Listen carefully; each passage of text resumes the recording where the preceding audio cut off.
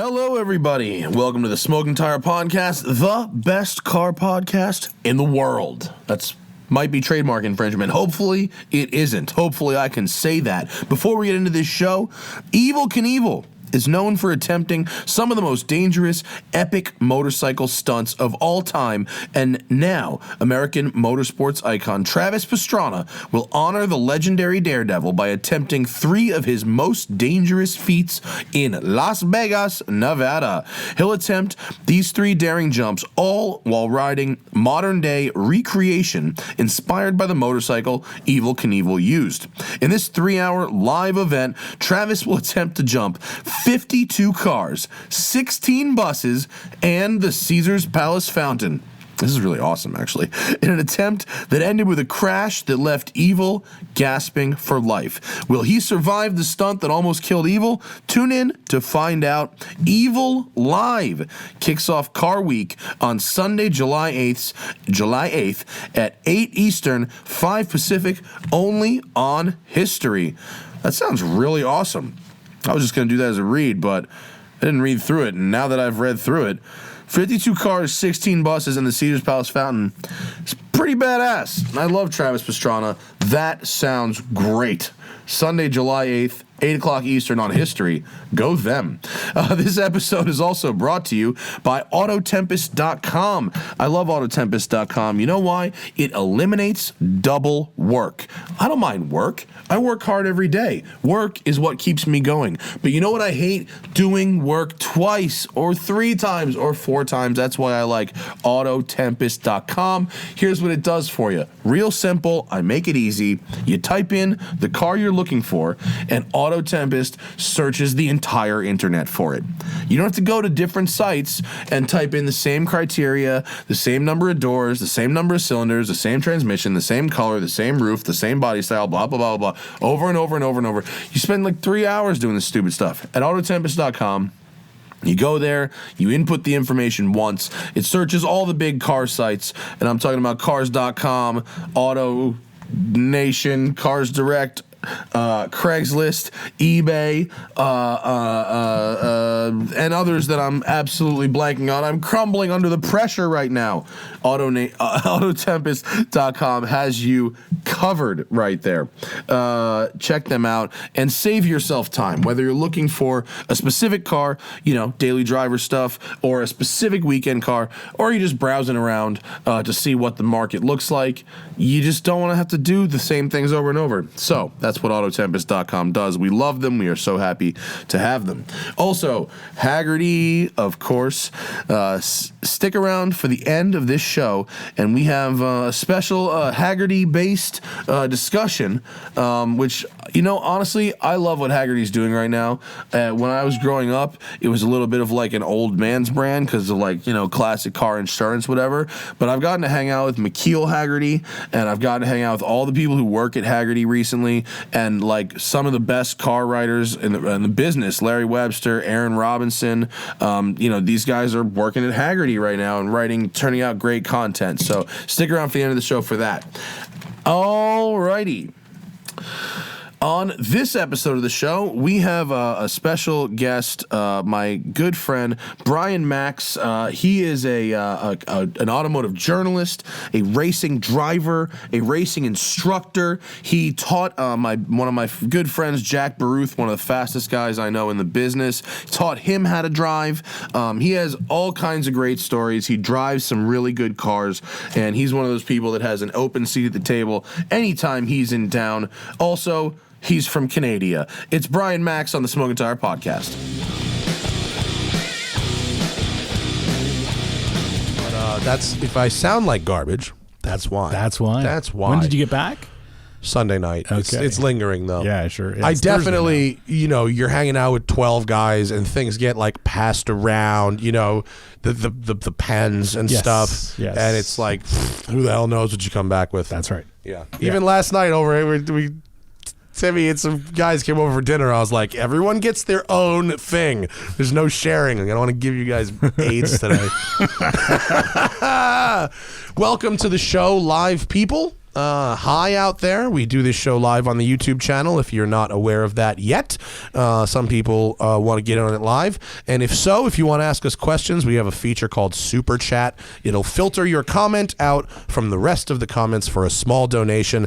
Brian is an expert in track day theory, racing strategy, race coaching. Yeah, been doing that for a long time. And a lot of things related to performance driving. So if you have questions about that or whatever it is that comes up on this show, fucking hit us up. Let's do it. Yeah. Let's do it at the end of the show. And I'll go to the first one right now. We got one right now. What does that say, Timmy? Zoom in.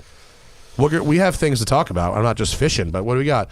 Going on vacation soon, says Jeff Imlock. What automotive-related books do you recommend? Got one? Well, we could segue into something, but I hate to be the self-promoting. You got a book? Asshole. I have a book coming out Plug later it this year. Oh, end of this year. Yeah, so we're not ready yet. So we can talk about that later. Okay, talk about that at the end of the show. No, I'm just kidding. Yeah, what is it? No, what is it? It's kind of watch-related, actually. It's a watch-related book? Yeah. So. Oh boy, they're about to get mad. Yeah. So in order to let's answer the question first. Okay. I'd say go with The Art of Racing in the Rain. Yeah. Just because the film's in production now. Oh, are they? And Garth Stein's a cool dude. Have you met him? I've never met Garth, but I don't know if you know you may have heard the story, but have you read the book?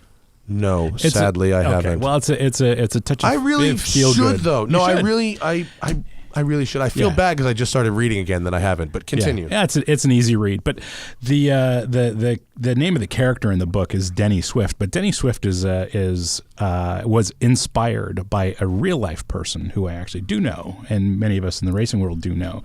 Named Kevin York. I don't know Kevin York. Who's Kevin York? Kevin's a racing driver, professional driver coach, all that stuff. And I'm not gonna spoil it, but almost, I'd say 90% of the book is inspired by Kevin's real life. Okay. A lot and of you know this person, and this person is alive and well? alive and well, and I think Charlotte, yeah. I think podcast guest eventually? Absolutely. I have to read the book, and 100%. then we can revisit this. Yes, we can. Okay, so Art of Racing in the Rain. A film's in production right now. Garth Stein's a great writer. It's a touch, feel good kind of book. Yeah, I would say Cannonball. Brock Yates' Cannonball is a classic. That's a classic.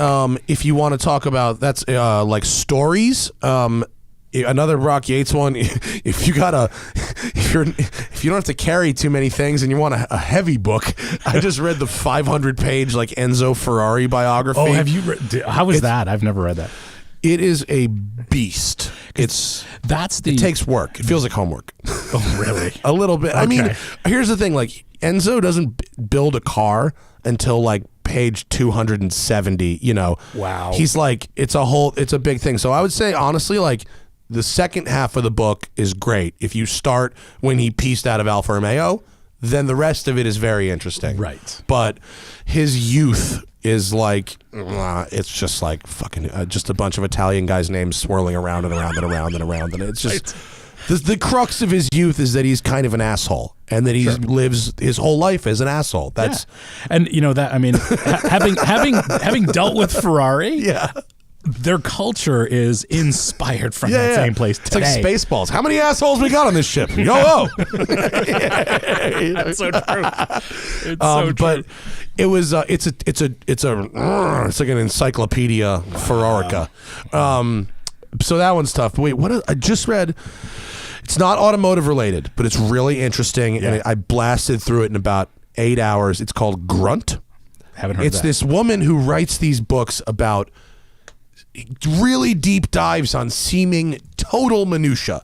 So Grunt is about the science of war, but not about killing. There's no killing in it. It's like, how do you keep a soldier from getting dehydrated in the desert? Right. How do you keep an IED from blowing up this specialized vehicle? How do you prevent your gun from getting water in it in the jungle? Like literally the science of like how they figure out like how to keep soldiers like how do they not die of dysentery and like weird digestive disorders. So I just found that to be like a super super interesting book. Mary Roach is the woman's name, and Hannah. That's cool. Yeah, I cruised through that in about like fucking 6 hours. What is another good Well, I mean, car book? Since Have you read Optimum Drive? Tanner was talking about that when he was on, and now I see that he did the foreword. So. Oh, really? Yeah. Is this a driving technique book? It was described as, what did he say? Something along the lines of like personal development in the context of driving. Oh, okay. There you go.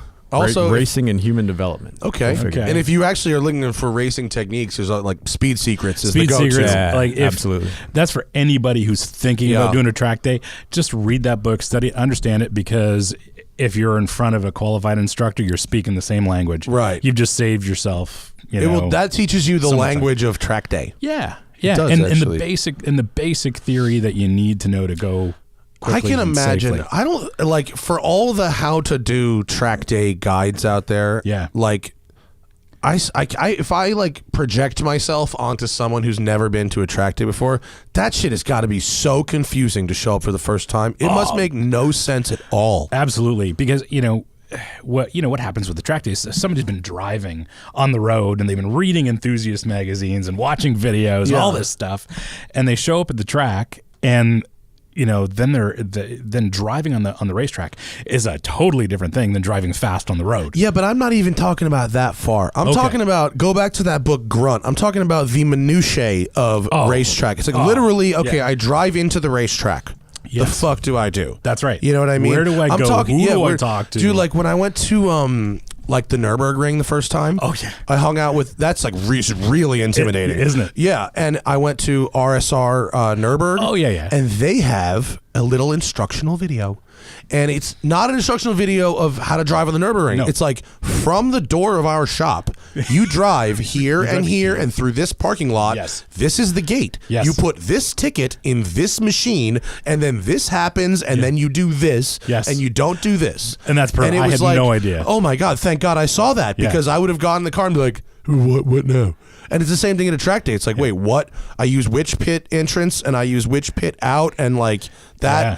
What does that black flag with the orange thing on it mean again? Like, yeah, exactly. I'll be honest, I forget what the meatball means. It doesn't mean anything. I've never seen it float. I've never once. My view in racing is I basically look for the checker, and if the red means stop racing, then I stop racing. And that's it. I don't care about anything else. Yellow, it's like, okay, don't pass here. Yeah. And then it's like green, red, checker. Yeah. Blue, don't care. Black means you fucked up. Yeah. But even you ignore that, it's going badly anyway. Oh, you've raced in too many Lemons races, sir. No, I've raced in one, and that's the one Jack and I won. It's Lemons. Actually, I just went to a Lemons race. I wasn't racing in it. I brought my girl. It was at Sonoma. Oh, jeez. And I was like, you got to watch this for like a half hour. Yeah. And we just sat on what's the back hairpin? The hairpin at the end. I don't know what it's called. Whatever it is. Yeah. It's like 7 or something. Sure. It's like a 20 mile an hour corner. It's really with slow. Very high inside curbing. Yes. Yeah, I love that curve. Very tall inside curbing. Yeah. And so these cars are slamming this curb and just 2 wheels in the air after 2 wheels in the air. And she's like, this is incredible. She's like, they let people do this? This is so ridiculous. So she thought it was hysterical, but like, I actually think Lemons is a little conservative with the black flags. You put 1 wheel in dirt, you're getting black flagged. Well, I can appreciate that. I mean, it is if I understand it correctly, you can still show up never having driven on a racetrack before and race. That's a good point. Yes. That's a good point. I forgot about that. I got a chipped tooth here. And I haven't had. That's your Lemons injury? That's my one chump car race that I ever did. You don't like chump car? I won't do either of them anymore. Oh, and really? I swore after we won Lemons, one and done, right? We won the first real 24-hour continuous Lemons. Where do you go from there? So a few years later, these guys invite me to race their 2 cars at Chump Car and Mosport. And of course, I get taken out by a complete novice. And Mosport's fast. Brian's Canadian, in case you haven't figured out. Canadian. That's why his races. Your only Canadians race at Mosport. We never make it up there. Best track in North America. I know it's the best track that Americans never go to. Yeah. So lots of my local pals are like, if you can go fast at Mosport, you can go fast anywhere in the world. That's maybe what everyone says about their own home. That's not true. Average lap speeds at Mosport and average cornering speeds are way higher. Have you been to one track day at Willow Springs? Bro, if you could carry speed through 9, you can go fast anyway. Yeah, exactly. Like carrying speed through 9 equates to a sub 7-minute Nürburgring time. That's exactly what it equates to. Wait, so chump car, what happened? So I got taken out by a total noob that had no experience whatsoever. so basically he dove in me on the inside of a fast corner, and I'm going, fuck, this is not going to go well. Dives, spins, ends up hooking up right in front of me. I'm on mid-spin? No, so I actually hit him. So I hit him mid-spin, but I hit him right in the driver's door. So I broke his arm in 2 places. I chipped the tooth. Totally fucked up my race car that I was invited to drive. Sucks. In that situation, did you have to write them a check for that car? No, so we actually it's a chump car. So we actually straightened it out with 2 pickup trucks. Oh, all right. And in about 2 hours, we so put most full of the body on, you guys were fully don't give a fuck about the car, just run it. If it breaks, it breaks. Yeah, Okay. and of course I had a bit of a headache, probably a mild concussion, and the guys are like, "You They broke let you it. race again?" You got to nobody checked. It's a chump car." I'm sorry. I just laughed so hard I snotted. And you know what? The craziest part of this is that Ralph Gilles was racing in that race as well. I don't know of any car company that would let its executive race in chump car, but hell, That's hilarious, right? Yeah. So the guy came back. He came back from the hospital, cast in an arm in a cast, sorry, and the guy's looking for an apology from me.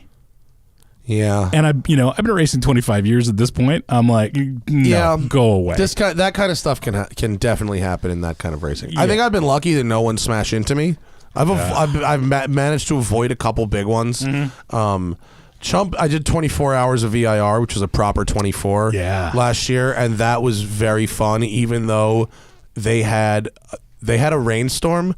We had a rainstorm about 2:00 in the morning that was so bad. Yeah. Lee Keane parked it. Okay. Lee Keane, that's all you need to know. The rain dance guy. Yes. You seen that video? Oh yeah, of I've him? seen that. Yeah.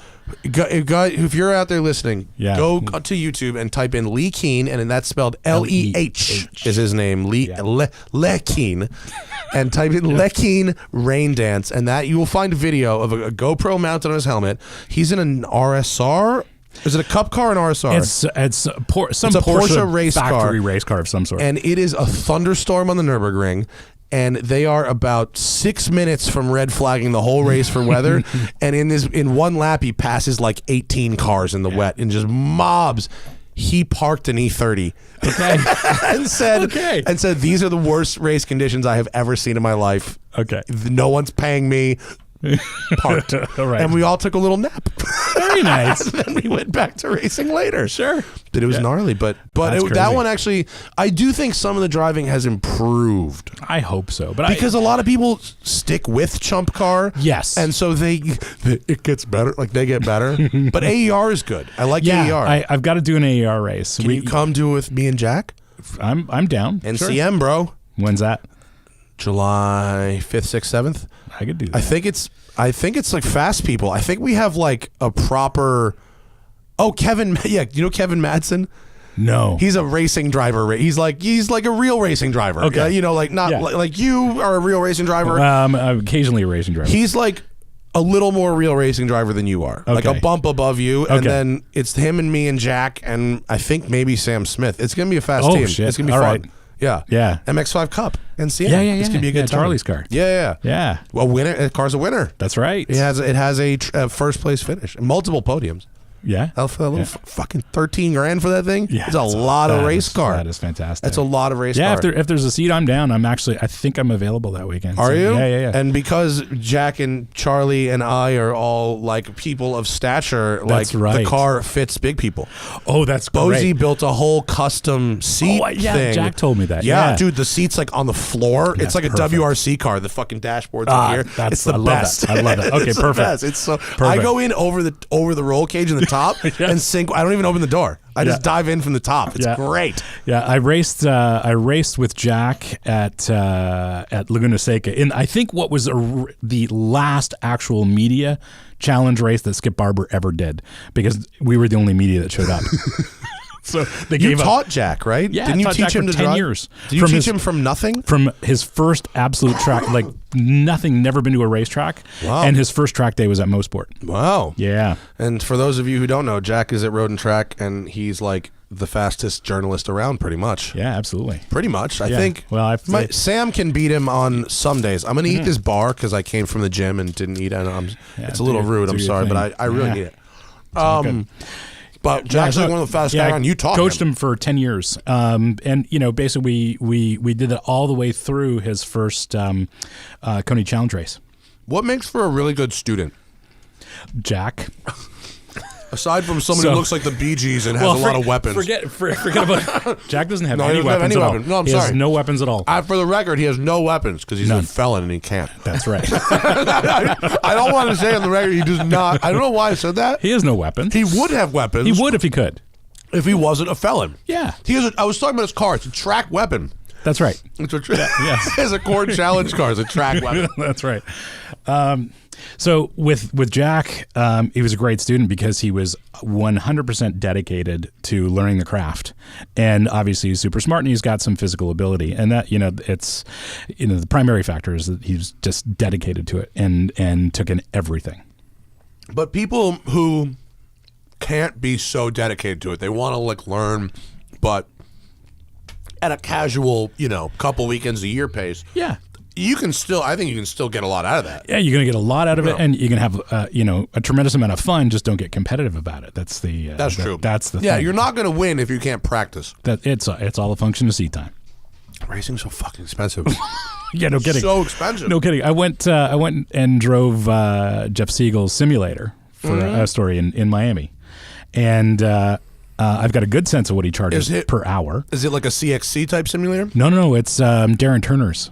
Darren Turner, the factory Aston driver, he's got a simulator company in the UK. Oh, really? What are they Base called? Simulations. Base. Oh, Base Simulations. Yeah, Tim, Base can Simulations. you show me what a Base Simulations rig looks like? Like a military base? BASE? Yes. Here in LA, we've got CXC. Have you seen them? I keep meaning to. Dude, they're right here. Of course they're by the they are. airport. Of course, and they got a bunch of rigs. Oh, these look pretty neat. Yeah, same rig. No, that's CXC. That's CXC. That's that not is base. a CXC. What's a base rig look? That one looks very futury. That one. Scroll down. I don't know what that one is. Base uses an Aston tub. I'm sorry, A what? Vantage tub. Oh, like a real car? Yeah. Oh, fuck me. Yeah. Helps when you're an Aston Martin factory driver. Maybe just look for their website. Maybe Base Simulations, Darren Turner. Wow. Was that you or me? Whose phone is making noise? Mine's off. Yours is off? Mine's off. Oh, it's me. Oh, wow. That looks like a whole car. On the top left? I mean, That's like their Indy formula car. car. that looks like a Formula Here we car. go. That's, oh, wow. Yeah, okay. So they have a cockpit of a car. Yeah. And then you're in a huge room. And it's hot in there. Because it's not ventilated well? No, well, there's a fan, but you put on a Does it headset. really simulate the racing driver? Everything but the G's. But yeah, that's the whole idea, and that's what That's pretty what cool. Jeff Siegel's setup looks like. It's pretty awesome. What do you rent that hourly? Hourly, yeah. And it's How big in his building does he got? So it's basically, it looks like it's just the passenger cockpit. No, it's full. It's got 2 seats in it. Well, no, that's what I'm saying. But it doesn't really have a hood. It doesn't really have a trunk. There's a hood, and there's a bunch of stuff there. What Jeff's done with his is he's actually got a real master cylinder for the connected to the brake pedal, and he's got a real brake setup. So you're actually squeezing a brake caliper. Through the pedal. There's a caliper at the other end. And clamping on the rotor. You see our Fanatic rig here has a hydraulic brake as well. Yeah, I didn't see that. That's it cool. does. It has hydraulic brakes. It's not a power booster, but it is a hydraulic feedback, which is really wild. Yeah, that's great For our office. Everybody needs. The sitting in the car thing is that gets pretty next level. It is. I like the CXC because does this have motion? Does the car move? No, not at all. Okay, so if you could choose though, wouldn't you take motion over a car body? No. You would take a car body. Yes. Why? There's the only. I mean, you can't get close with that kind of feedback with any kind of motion, and I disagree, dude. Well, I don't know. Maybe I'm not as fast as you. Maybe I don't have the fine touch you do. But when I went to go race with Jack at Mid Ohio, I'd never been there before. Right. And I went to CXC, and I said, set me up for an hour at Mid Ohio. It's a 2009 MX-5 Cup. Perfect. On these tires. Yeah. And these are the shocks we use. I mean, dude, and the weather looks like gray, and they did it. And when I got to the track, it was the same. Isn't that great? It was so the same. Yeah. the learning curve was gone. Yep. I got in the car, I knew what to do. Yep. And it was so close. Yes. Other than being, paddles at the sim versus a stick. Yeah, and in fact, when I drive simulators, if I've got a H-pattern gearbox, Yeah. it doesn't matter to me. I use paddles. Yeah. And even when I raced in the Playboy MX-5 series at Mosport, I had a sim rig at home, and I was doing iRacing with the Yeah. NC, And it's the same. and I was within a tenth Yeah. of the real world lap times. Wait, It was amazing. but why would you take the whole car over the motion? The motion can never really duplicate the G's. And So and the is it G-loading. so you don't want to have it at all? Yeah, so I guess I'm old school in a lot of ways, but Darren Turner would expand upon this point and probably give you a 2-hour lecture, as he lectured me once. So he was. What's his opinion? No motion unless you can do it with an F1 budget. With an F1 budget. Yeah, because and what it comes down to, in his opinion, is the tire model, because you can't accurately build a tire model within R Factor or iRacing. Yeah, I think that's a very high level of driving you're talking about, and a very high level of simulation. Oh, for sure. But for our purposes, I don't want the motion. I'm happy without the motion. I just want to get a sense of developing rhythm and all that stuff. And you're never gonna have a perfect representation of that track, because tracks are, in my opinion, and it may be a bit romantic, but they're living organisms. They evolve. They do They from totally one year to evolve. the next. So I haven't driven Mosport yet this year, but when I get back, it's going to be different Have than you it was driven in Road fall. Atlanta yet this year? No. They fixed the hole at 3. Oh, really? Do you know where the curbing and there's a big hole? Oh, that was a disaster. They paved straight across it now. Okay. It is delightful. I bet you that's so much better. It is delightful. What a gong you can show. hit it at big speed now. Nice. It's good. Even I did it in a ZR1. You can hit it at big speed. It's good. Very nice. How was the ZR1? So fucking fast. Oh, yeah? But, so fucking fast. But at the other end of it, totally just a Corvette. Right. You know what I mean? Yeah. To go from a regular Stingray to a ZR1 as a street car, Yeah. other than the price tag, no sacrifice. None. Interesting. Yeah, I mean, well, there's a bigger front lip, obviously, but like realistically, like ride quality, ease of driving, space, interior, none of that shit. Yeah. The wing makes it a little annoying to load big shit in the trunk. Yeah. Besides that, but the wing's cool factor though, because that You need the wing. The Dude, stanchions trust are me. bolted straight to the you chassis. need it. You I'm definitely sure. need it because the car's a little twinkle toed is across it? the kink. I like that. Well, you like it loose, right? I do, yeah. It is loose. Nice. It's it's Probably got that not good for Corvette customers though. No. I mean that PTM thing, the traction. It's really good. Yeah, and if you just have it in like everyday mode, it won't really. The speed It's not is gonna kill crazy, you. but it won't just step out. Right. I even I did a lap on like mode 3. Yeah. And the 90-degree right hander onto the back straight of Road Atlanta. Yeah. I got, I don't know, a few degrees. It's in the video. People can go watch it. A few degrees. Yeah. And right back. No big deal. Yeah. Very easy. Yeah, they do a really good job. It's a pussycat until you go fully flat, and then it's like warp speed kind of shit. Okay. But I want to hear about Model 3. You tell me about Model, because I haven't driven one yet. Tell me. So you got to drive it. It's a car that Timmy? What am I hearing? Is that construction outside or something? Yeah, I think it's outside. I don't think it's in the headphones. Okay. no, I don't think it's in headphones. Well, if anyone can hear in the headphones, I apologize. It sounds like someone's jackhammering outside. Yeah, exactly. Continue. It's cool in the way, all Teslas are cool, but as a driver, I'm disappointed. And, all the Tesla fanboys. Elon went on Twitter talking about lap times beating M3s and shit. So I've got that M4 outside, right? It's like night and day. And I think the day that I drove it, he was going on about that or whatever. It was shortly thereafter. But the fundamental my problem. eyes rolled. Exactly. My eyes did a full backflip. Well, he's his He's best. talking about this will beat an M3 around a racetrack. It's like, how about... No way. Yeah. So we hustled it on some great roads, and it's like, all right, well, they really sacrificed the suspension development on this one. It's fine for a Would you city book it car. off Turo? Yeah, I did. Did it? Yeah. How much was it on turbo? I can't remember. It was like $150. Not a day or crazy, something. right? No, it wasn't. Oh, It cool. wasn't. It wasn't insane. Nice. Yeah. So, there's a fanboy there that one of my pals brought into the conversation, and he's like, "Oh, the Tesla's got one thing that no other car maker has, and that's OTA." Well, OTA is not going to fix the seating position. It's not going to add a heads-up display. It's not going to stop you from breaking the charge port cover when you open the trunk. Their problem is build quality. Over-the-air updates are dope, though. Don't tell me that shit ain't so dope. Cool. That shit is dope. I think that's great. I mean, I've had to go in for a software update with my normal cars before. Right. Yeah, and even even pain in the ass. in 2018, you go, come on. Yeah, exactly. Especially when the car's got like a hotspot. It's like it's got fucking LTE, and you go, bro. That's right. Come on. Can't we link this? Yeah.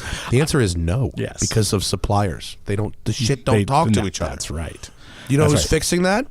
Someone you wouldn't think. Rimats. Oh, I bet. Mate Rimats. Yeah. It takes someone like that to do it.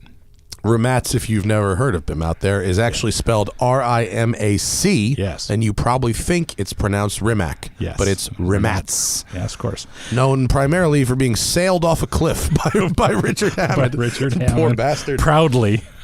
But in a fast electric car, though, how easy is it to overshoot a corner? You can't judge your speed because it's not like third gear, 4,000 RPM. You don't have an associated noise. I've always been a highly visual driver, so it doesn't matter to me if there's no noise. I don't see speed. For me, it's fucked. Oh, really? Now, for me, it's all visual. Not fucked, but like you're at a disadvantage. Yeah. Yeah, I mean, if on a fast road, like, you know, I know gearing and RPM, Yes. and that tells me, like, my eyesight tells me a gear and an RPM. It doesn't tell me like a speed. Yeah. And so I need some other type of thing. Right. And there's no noise, of course, from the thing. I mean, a little bit of wind noise. But, so the Tesla, you said, underdeveloped suspension geometry. So what happens? Well, it's not the geometry. I think the geometry's fine, but the spring rates, the damping rates, the roll bar rates aren't fully developed, and eventually that's going to change. There's no question. But right now, so is it wallowy or it's like just especially in transitions. There's someone has body kitted. It's got to be a rendering, but yeah, it looks like a rendering. I hope that's a rendering. If the person thick. who made that is out there, don't build that. It looks like they put a Focus ST body kit on a Tesla. Yeah. Oh, that's nasty. It's brutal. Oh yeah. So in transitions, especially in transitions, the whole thing's a gong show. Like you just so there's no feel from the brake pedal. There's no feel from the steering. It's fully brake by wire. Yeah, it's all brake by wire, and it's electric steering, of course.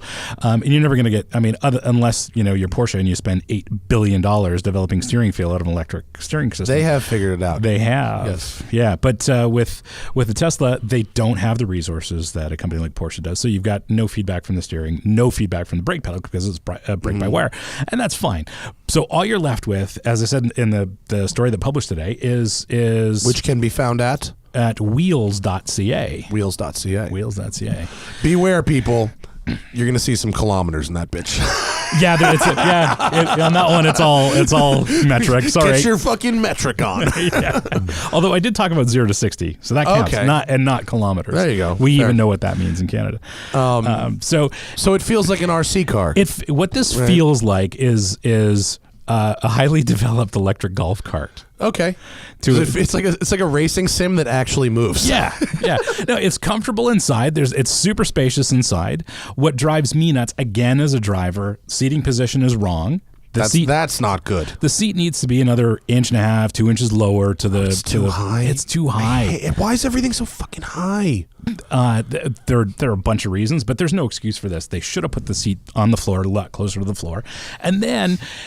I'm sure Alex Roy has a different opinion because he loves this stupid thing. But if you want to check your speed, you got to look over your right hand. Actually, Alex criticized that. Did he? Yeah. Okay, yeah. I don't know if I. Alex does like Tesla, but I don't think Alex. I actually don't think Alex is unreasonably about it. Okay. I don't think he's super fanboy beyond the facts.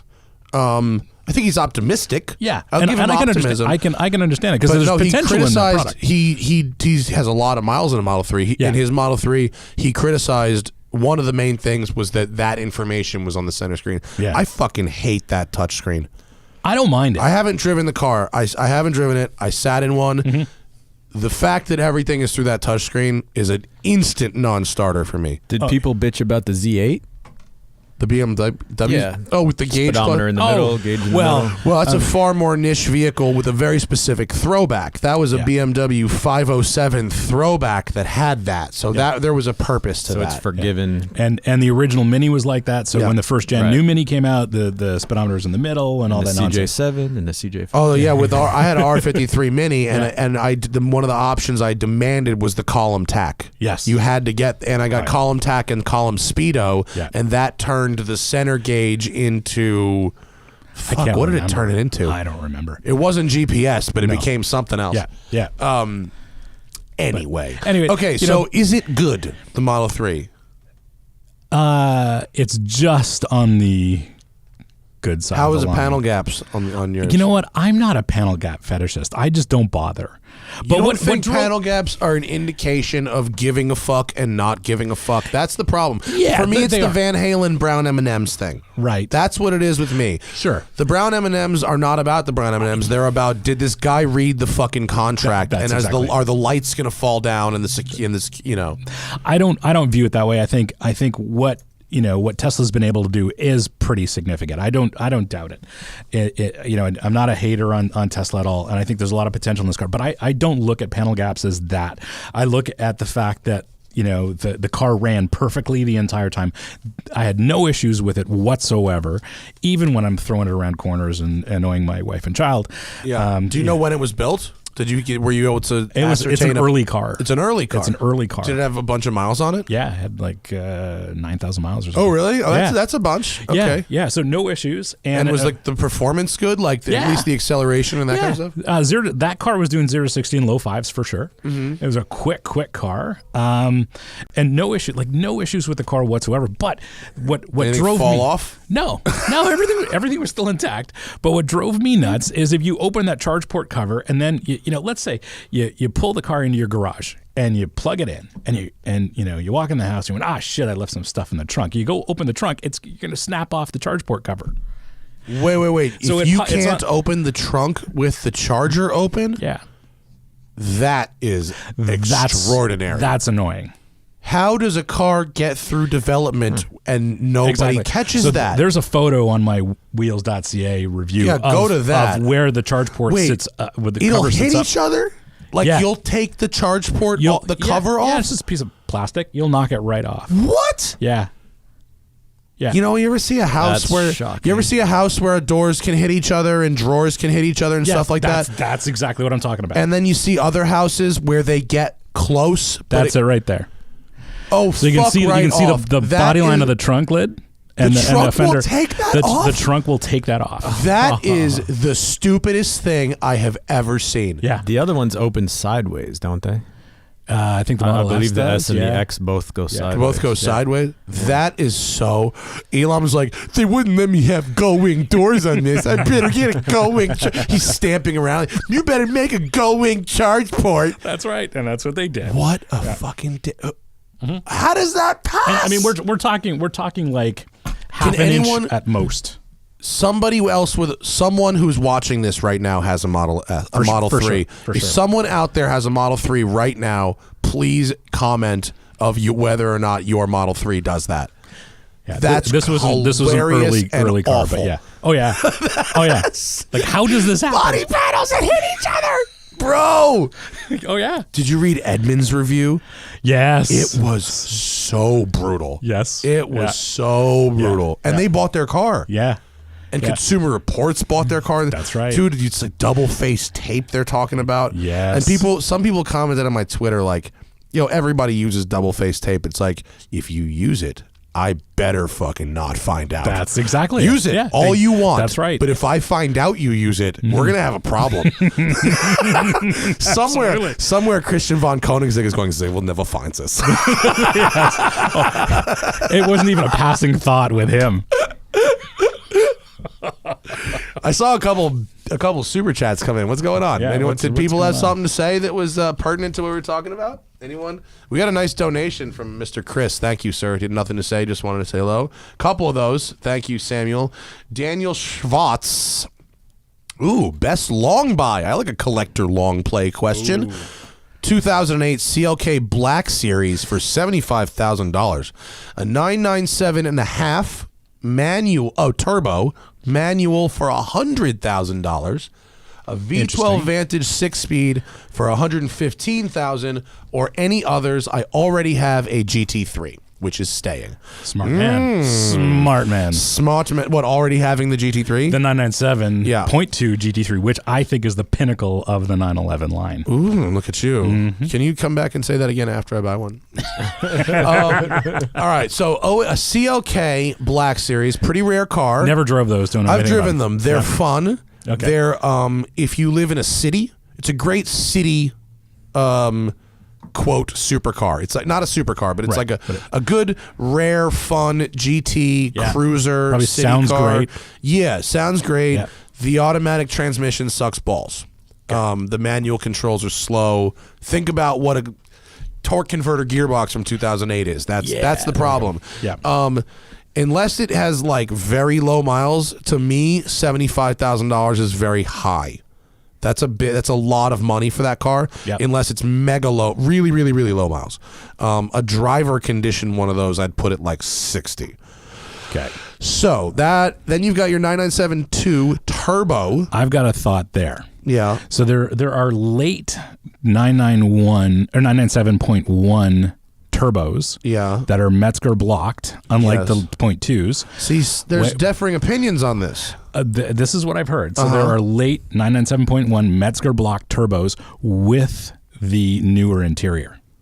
Oh, they overlap. Like 2009. So you got to find something late 09 build or something. Yep. Okay, so if you all right, there's one. Yeah. You can't get 997.5 turbos in manual, I don't think. Oh, he says 6-speed. Maybe you can. Maybe it's turbo S's you can't. I think maybe turbo S's. Yeah, the turbo S's that I drove were all PDK. 100,000 for a 997. Okay. All right. Or V12 Vantage 6-speed for 115. I think the dark horse value by long hold is the Aston. You think? Yeah. V12 stick shift. Yeah. Naturally aspirated. Yeah. Short that's a great car. wheelbase. Yeah. Durable engine. Yeah. A platform with a lot of parts availability, unless you're going on racetracks, in which case I would say the Porsche. Yes. But you already have a GT3. Yeah. So if you already have a V12 Vantage Vantage manual is such a great at experience. 115,000. I drove the early V12 Vantage and the late one, both manual. The 6-speed and then the 7-speed. I prefer the 6-speed. The 6-speed's all right. Yeah. Yeah. I prefer it. The 7-speed, it's got that funky dog leg. Yeah. Which I'm not that into, and that's my picture in the middle. We won't get dinged on a copyright. Is that for yours that. or mine? That's my picture with my press car. Yeah, we clearly had the same car. Yeah. Yeah. Dude, this is the Nike interior, not Nike, but it looked like a sneaker. That flannel, the sneaker gray interior. flannel. That interior was amazing. Yeah, in the video we did the. I'm petting was it the flannel? dash. Like, yeah, what was it? It was flannel. Yeah. I think it was. I love that. This thing had this gray flannel. It was beautiful. Like, you know, one of those like fucking sweatshirts that like it's like a cashmere hoodie you put on. Yeah. You know, where it's like it looks so cheap, nice. but it's actually like that's it. Yeah, the gray flannel. And it was like the leather. But if you're live, just go to my go to my YouTube channel, and I actually caress the dash in the video. Yeah, there you go. Yeah. It was lovely. But the 6-speed is the one. That's the early car. Yeah, the 6-speed's the one to have there. Yeah. I hope that answers. If you've already got a Porsche, if you got a 997 GT3, V12 Vantage. That's a good one. Yeah. And thank you to everyone else. Oh, here we go. 2-week road trip starting in the Santa Barbara area. Good place to start. With a focus on national parks, camping, and dirt roads. Wow. Ideas are right now take the 101 north to Seattle, Yellowstone, Moab, Zion, Grand Canyon. That trip you just described is so much driving. Yeah, it's a lot of driving. For 1 week, you got to cut the miles in half on that, my friend. And that's if you're on dirt much roads too, it'll take you a lot longer. we know for sure. Yeah, that's way too much driving. You're gonna hate it. I hate to say, I would either go directly. I would not go north to Seattle or Yellowstone. You got to go east to Zion and Grand Canyon, or you go north to Yellowstone, Yosemite, Yeah, right? Yeah. You got to pick one. Yeah, I can tell you where not to go, where I was last week. Where? I went to Muir Woods, whatever, National Monument or whatever it is. That's where I sprained my ankle last week. Well, that's the problem. That's Don't the go fault there. of Muir Woods. Oh, Yeah. shit. He said 2 weeks. He didn't say 1 week. That's Well, still a lot of that's driving. a lot of Dude, that's lot still of so miles. many miles. It's a lot of windshield time. Every time I plan a road trip, every time to do something like exactly what this dude is talking about, like hiking in a national park, every time I plan it twice as many miles as I should have planned it. Every time, like clockwork. Before we, but I hope that helps. Assuming similar mileage, condition, and price, E39 M5 or E60 M5. What do you like, the V8 or the V10? I like the V8. I like the V8 I like too. the V8, and it all comes down to that, those short films that BMW did years ago with Clive Owen and that Star short film with Madonna. Yeah, wasn't Madonna in that Madonna. shit? Yeah. That is my and favorite. Guy Ritchie, right? Guy Ritchie. Guy Ritchie was the driver. Was he he? directed it? Clive Owen was the driver. Oh, So, Clive Owen was the driver. Yeah. And that does it for me. So I'm all about the E39. I like Me this. too. What do you think? I like the E39 as well. I'm not a big fan of the V10 engine. I know it sounds good, but everything about it is so expensive. and I actually don't like the body or interior of that V10 M5. I don't like the way it looks. I think the E39 is a little more refined in terms of its design. The interior is not bad, and the dynamics are great. Yeah. I think it's one of the best road cars ever made, and the value comparison to that, if you don't care about being German, is actually a Chevy SS with a manual. Yeah. I think is a better E39 M5. It is. It's like an evolved E39 M5. We don't have that, so I've never actually sent one out. Yeah. Oh, you should see if you can get one of them on Turo. Or I probably wonder. could. Yeah. There's no way GM's got one left in the fleet. They don't. They're all gone. Yeah, they're all gone. Yeah, you should try and find one. They're really nice. I'm gonna have to do it. They have You can great still buy steering. new ones too, can't you? You must be able Probably. to. I'm sure they're all around. There's got to be. Yeah. Actually, I think we say that, but I think there were not that many just built. I think we could probably. I mean, you could probably find a couple new ones around somewhere, but definitely not the manuals. The manuals I'm sure are all gone. But they actually are shockingly nice cars. They really they look just like Malibus. Like they don't look like anything. That's especially right. That's the best part. I think that's a virtue. I think not a drawback. Yeah. But is that for sale nationwide? What do we have there? Yeah. Some brand new ones? Are I those don't new? know if they're new yet. I'll get there in a second. They're around. But if you can find one of those, Yeah, on Turo, I gotta drive one of those. that's a good evolution. I've driven like various supercharged ones and stuff too, and 700 horsepower on like 6 pounds of boost with one. It's ridiculous. There's a couple brand new ones, 47,000, 50,000. Yeah, Yeah. nice. That's all right. Dude, that sticker, I bet you can negotiate. They're 17s, dude. Yeah. They're not. They're letting Sitting them around go. for 2 years. Yeah, let it. Did you ever work at a dealer? No, Never- not really. I wouldn't call it that. Yeah. I worked at one dealer and there was like two cars. There was like two. It was this Porsche Audi dealer. Yeah. And the two ugliest A6s, just the saddest. There was like an off-white cream over blue. Ooh. Who the hell knows how that thing got specced out? But the entire 18 months I worked at the dealership, that thing got moved the fuck around. Right. You again? In the showroom. Yeah. Couldn't sell it. It just Yeah. disaster. Is that just a regular automatic? Brand new 6-speed in Iowa. It's a manual? Yeah. Fuck yeah. There you go. Blue on something, probably black. Yeah. 50 Hopefully grand. black. 50 G's? That's Yeah. a great car. I think you could probably negotiate it if it's probably sitting in Iowa. It's not moving anytime Sitting on soon. like Corsas. Yeah. God damn it, they delivered this thing on Max Performance Summer Tire. Oh yeah. I heard that was the problem with Focus RSs. Some of the allocations, like cars started showing up in February in Ohio. They were all on cup tires. Oh, And they're like, perfect. what the fuck are we supposed to do with this? Actually, speaking of tires, I'm going. So my Focus RS, I'm in the eternal battle for ride quality. Oh, good luck. At KW Adaptive Shocks. Yeah, I thought I saw something It's about gone a that. very long way. Okay. Completely transforms the car. And what do they do with spring rates with the KWs? Or do you use the stock springs? No, they're coilovers. Okay. They do it all. Nice. I don't know what the spring rates are. Okay. I'm embarrassed to not know. Well, but I don't know. what's your see the pants feel? It's way softer than stock, and that's what I wanted. Perfect. Yeah, Yeah, I but love it's that. not enough. So I'm taking off the 19-inch wheels, and 1552 is making me a set of 17s. Beautiful. I'm so excited. That is fantastic. Like first I'm gonna try 17s for a couple months and see if the handling isn't completely fucked. No, you'll be fine. I think it'll be okay. You'll be fine. I'm not going to the track. You'll be able to get a great tire. Yeah, I'm not going to the track. I'm just for around town. Yeah. But we're gonna do the Chem Block wheels for now. Of course. But we're doing them raw, right? Raw aluminum. Oh, yeah. So they look old, like Campagnolos or something. Yeah, that's great. And then we're going to make. They have a new wheel that's coming out that in 18s, I think, which are the Delta Integrale. Homage wheel. Yeah. Which is going to be nice. That'll be perfect. But I really want to see, like, can I make this thing ride really good on 17s? I think we possibly can. You're gonna be really close. Yeah. Be awesome. So LA's like off-roading. It's so shitty here. So I got in that regard.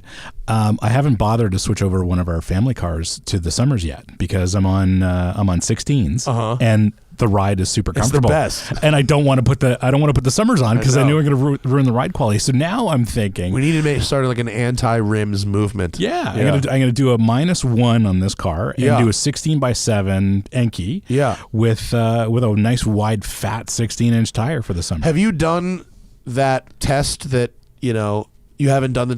No. I'd love to try it, but logistically, what a pain in the ass for a test that drives like no traffic is like try 19 different tires on one car. Yeah, and there's a few crazy people that have done it. Yeah, who did it with the BRZs? I remember they wanted to find out because they came with 17s and they did it with an 18 and then a sticky, and they found out that the stock size but with a better compound was the fastest way. Right. Yeah, I wouldn't be surprised. But what about downsizing though? Yeah, that's. I don't think anybody's done faster. There's no way I go from a 19 to a 17 and get faster. Oh, which 19-inch tire are we talking about? Well, right now I have a Super Sport. Okay, so if you went to some R compound 17, you'd be faster. I'm not doing that. Well, that's stupid. But what if I go to like a normal UHP? How much slower do I get? Not much. Not much. But on the street, I'm okay, right? On the street, you're not going to notice a difference at all, except in ride quality. You're going to have as much grip. I hope so. Yeah. In the real world, it's not going to make any difference at all. I really hope so. Yeah. You're going to love it. Because the shocks are so good now. Yes. But what's bothering me is the hard edges of the potholes. Yes.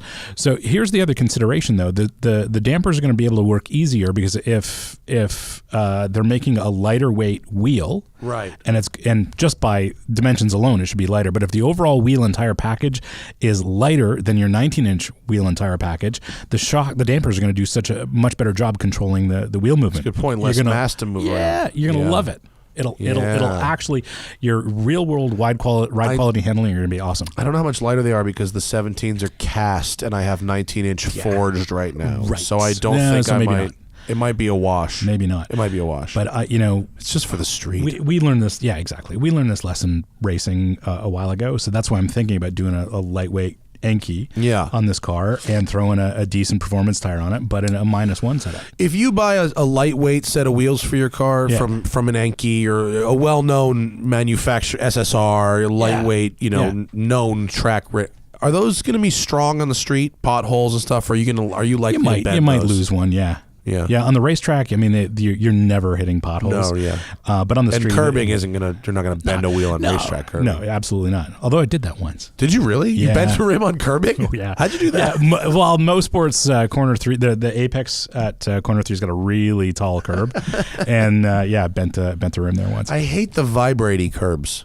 Oh yeah, Road America, and it gets worse the further you go into the curb. Yeah, super vibrating. Yeah. It's like, I didn't have oversteer before. It happened. That's right. Shit. Yeah. Here's a good one. The Church of Petrol. Good screen name. Looking for a cheap way to get into data acquisition for track and autocross on my Miata. Harry's is wonky AF, and I'm spoiled with everything on iRacing. Right. What do you recommend for budget data acquisition? I have it sitting in a box in my basement right now. Really? What is it? TrackMate. TrackMate with a Q? Yeah, TRAQ mate. What is it? Is that a hardware solution? It's a hardware solution and decent data tools. But you know what? I mean, there's can you do so a many video overlay with it? You can. Okay. Yeah. So I've got one of those kits sitting in my basement right now. It came out of my hot ass Micra. I plan on using some. I'm doing these track days with this Lotus Evora. Yeah. Right. But there've got to be apps. That Well, are, Harry's Lap Timer is what I got, and it's an app that uses your phone camera and your GPS. Yeah. It has preloaded maps for all the tracks. Right. And it just does it on GPS. Oh, nice. And it does a video overlay. And like, I'm not doing the OBD2 gauges built in, which you can do. Yeah. But I don't know. Let's try it. Yeah, I mean, if that's if the you screen right there. No, go down to the overlay up at the top there. Third in that. Yeah. So that's what nice. you get. That has that's got throttle and RPM, so it has the OBD2 overlay. But you get the map, you get the G forces, your speed, your lap time. Yeah. Whatever. You know, I think the next step is to be able to overlay data. Like you can with Motec tools and even the TrackMate software. And that's, you know, looking at it like this is one thing, but if you can port that data somewhere else and can look at it on a laptop or you can do some real analysis, that's where it's going to be helpful. Yeah, if you're doing that's real data analysis. Yeah. But even for track day, it's really helpful. Even if you've done a handful of track days and you get some software solution, you know, one of the easiest thing to do is have the software dump you a theoretical fast lap. And you can see where you need to be consistently. And one of the things track day drivers aren't able to do is run consistent laps from one lap to the next, let alone session to session. How much is the TrackMate? I think they're probably $700-800. Okay, so it's GPS based. GPS based and thing on decent your windshield, software. Thing on the roof. Yep. Plug it in 12 volt. Yep, exactly. Good to go. Yep, and you can find them used. They're a deal. I will report back after my first track day tomorrow. Ooh, where are you going? Buttonwillow. Nice. I'm excited. I haven't been there in So years. doing Buttonwillow tomorrow. They repaved it about 2 years ago. Oh, yeah. And it got a lot smoother and quite a bit faster. Nice. Like two seconds faster almost, the new pavement, which is really nice. And then I'm driving from there, continuing up to San Francisco. Yeah. Actually, so my day tomorrow begins at 5 a.m., leaving my house for the track. Right. And after the track, I drive the rest of the way to San Francisco, get my girl. Right. And we drive to Oakland. This is Friday Memorial Day weekend. Drive to Oakland for Paul Simon concert. Good so luck. from 5 a.m. Yep. to Paul Simon concert in the other side of the state. Yes. That's with a awesome. track day in between. for in a Lotus. Yes, and lots of storage space too. Actually pretty good. Oh, is it? I don't my know. big my Pelican case was a 1610. Yeah. Big Pelican. Will fit behind the front seats. Oh, it's perfect. dope. Perfect. Okay. But I'll report back on if Harry's is not what I think it is, but I think it should be for a basic, should be all right. It is, absolutely. There's the Lotus. It's looking nice. Yeah, that's pretty. Evora 400. So we haven't had Lotus cars in Canada for a long time. So what is that? Oh, really? Yeah. Oh, so this is their bigger of their two cars. Okay. There's the Elise Exige, is this really small one. Yeah. This one they've been making since 2010. This is the facelift. Okay. The facelift Looks was good. so there's the base Evora, which is the Camry engine, 300 horsepower. Okay.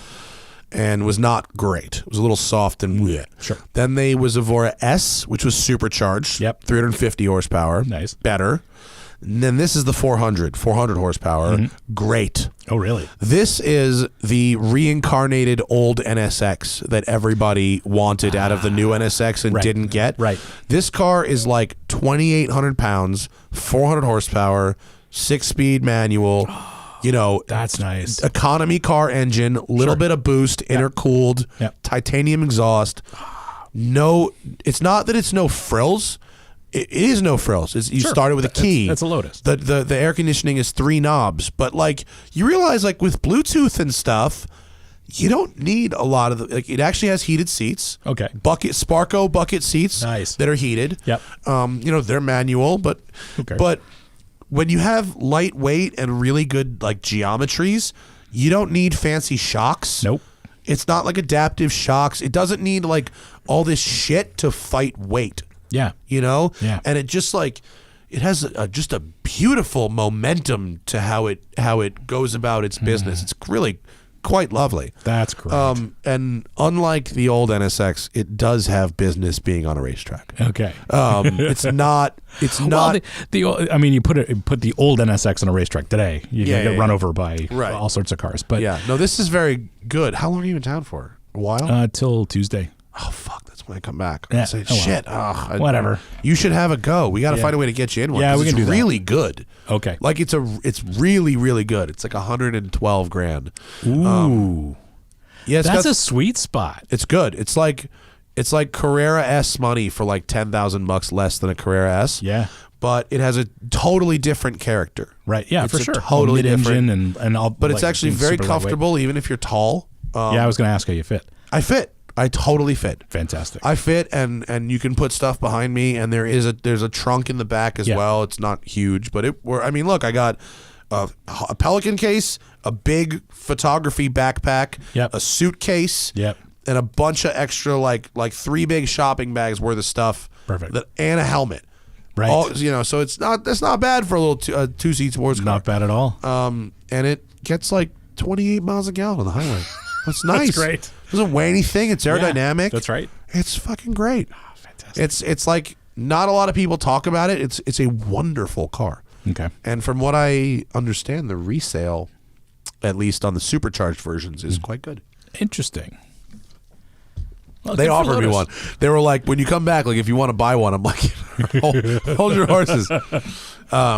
But then I thought back to Jack's paint to sample press car, and I was like, "Woo!" When he went over to England, and they painted one green. Right. Yeah. Yeah, that's the one you'd end up with. What did that say? There's a Lotus dealer in the GTA, Greater Toronto area, Oakville Lotus. Not exactly. What's that about? No, it's they. I mean, Thank they, you, James. Oh yeah, paying in Canadian dollars in his donation. thank you, James.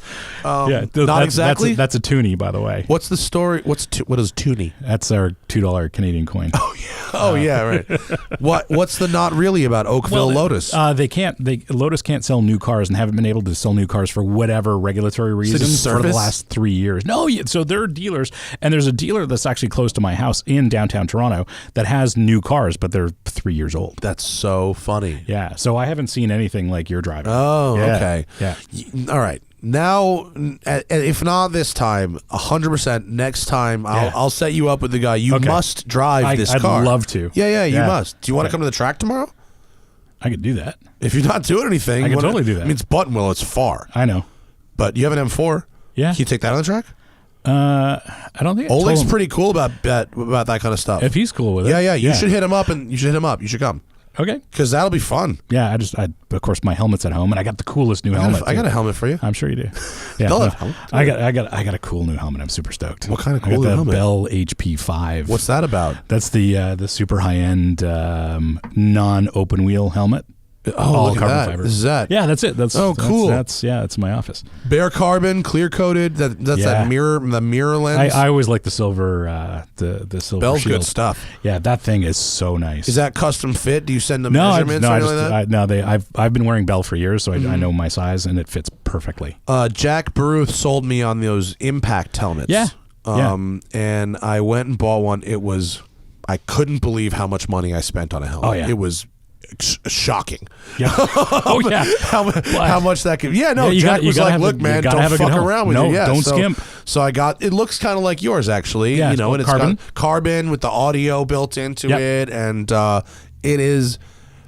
It took them about 2.5 months to get it to me, which was very frustrating, and they weren't great at communicating during that process. Okay. Nevertheless, when the helmet showed up, it was by far the most comfortable helmet I've ever put on. Perfect. Yeah, and that's what you want. Great. That's what you want. And it's when I do these, like, now I'm doing endurance racing, and it's with the long stints, it's great. Yeah, and you got to have the radio gear. I mean, it's so important. It makes your life so much better. Some people don't like. Do you like talking on the radio in endurance races? Oh, I do. Yeah, I talk all the time. I talk all the time on the radio in endurance races. I think I'm just like I get told a to shut up. broadcaster by nature. Yeah. We do this thing. I do this fucking goof. Look at this. James says, I checked the site. They have 2018 Evora 400s, my brother. You're going to have to go to Oakville Lotus. I'm going to have to check this out. But I mean, I am certain. So, hey, James, shoot me a note on whatever social platform. Leave another comment with another 2 Canadian. Yeah. I'm just kidding. Thank you, buddy. Yeah. But yeah, James, for sure, hit me up. And, I'm certain. This may be worthy of further research, sir. Yeah, I think I'm right on this one. Because you can go to that Area 27 place that everyone seems to be talking about. That would be like us sitting here and saying, hey, let's go to, Road Atlanta tomorrow. Do you know how often someone says that exact thing to me?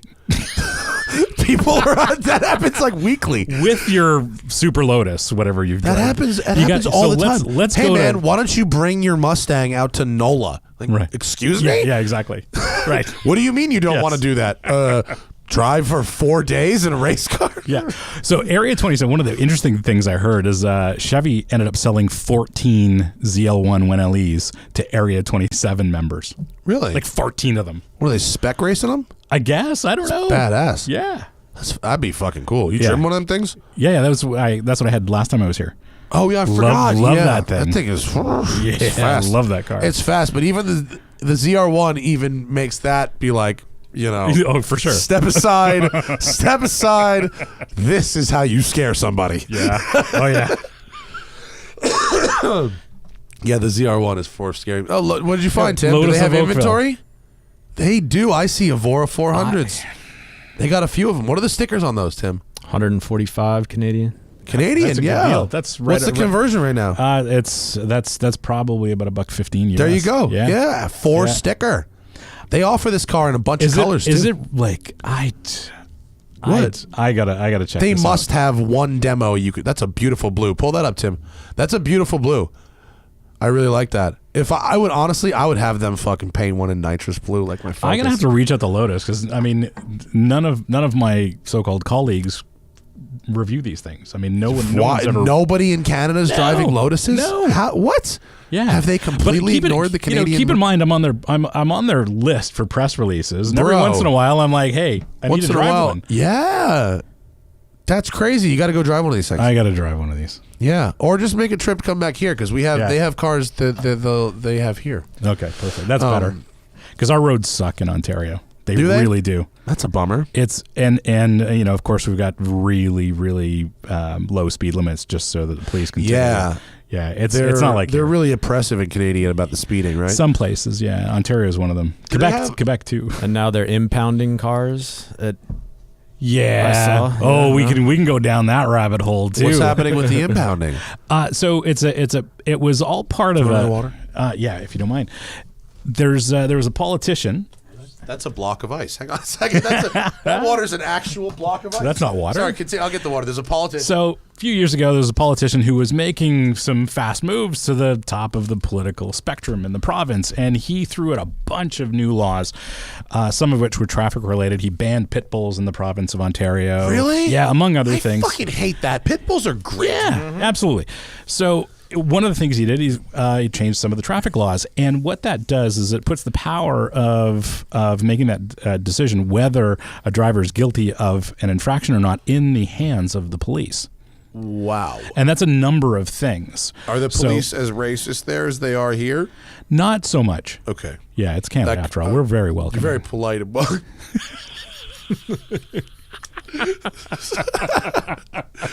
It's not quite the same. It's not quite the same. And in Toronto, I can actually, I mean, Toronto police don't listen, but I do often argue with your officers. I actually do too. I wouldn't do it here. I'm white. It is a demonstration of white privilege that I have. It's a bummer that I have this white privilege Right. for a lot of people, but Sure.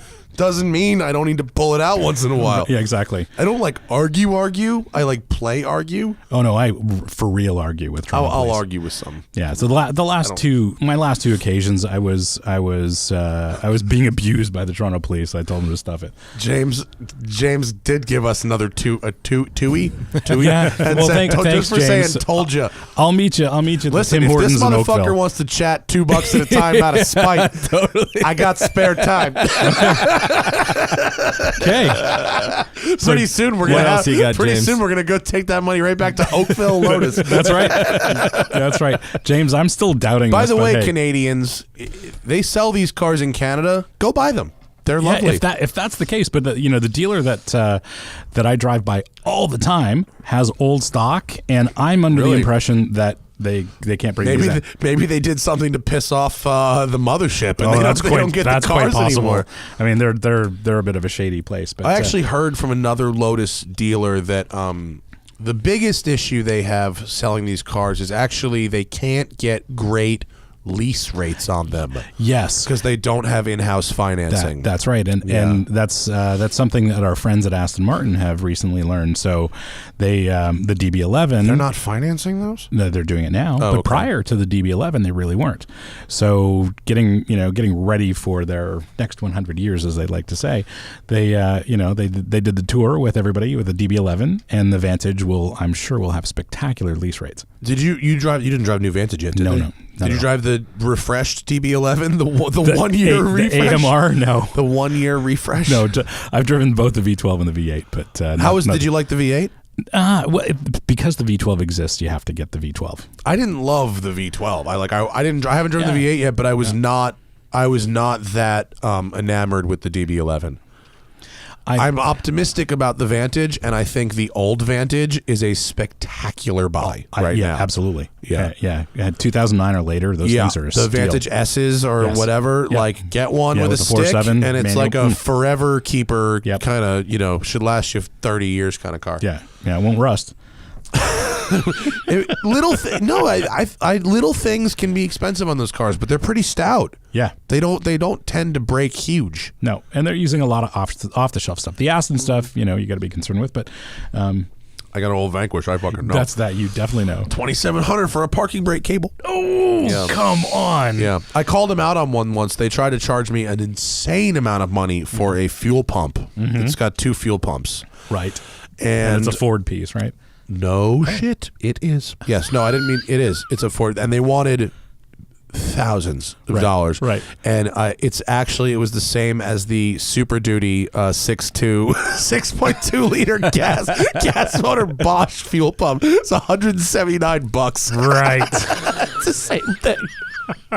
I'm so not surprised. So fucking bad. Ugh. I mean, no, I got the Bosch part. I got the Ford one. Right, of course, it works, and they're the same. They're exactly the same. Yeah, absolutely. Yeah. Occasionally, you will see, a slightly different spec, and it'll like you ever seen stuff where it's like, no, this one is just it. You ever have one of them? Oh yeah, I've seen that stuff, and it goes wrong. Yeah. And they're like, well, you put the .43 in, and they change it to a .46, and you go, yeah. The forum said it was the same part. That's right. Yeah, the forums are the best. Oh yeah. Oh man, what do you think about that? You got this little M4 outside, and you said you got it, and it was easy to get because nobody's covering the M4 right now. So here, you show them, cover that M4. Yeah, isn't that pretty? It is very pretty. Yeah. What's the color? Is it? That's Austin yellow. Austin yellow. Yeah. So actually, the reason I'm driving this is because I'm doing a series of road car versus factory built race car pieces this year. Series. So I've already sounds like a great gig to weasel your way into. Yeah, it sure is. All right, so what do you got? So I've already driven the GT4 version of the M4. How is that? Badass. Is it like crazy, or is it just? It's so easy to drive. Race cars are like easy now, right? It's not just easy me to drive. Nope. Okay, I thought I was maybe getting better as a driver, but it turns out the cars are coming down to my level. Yeah.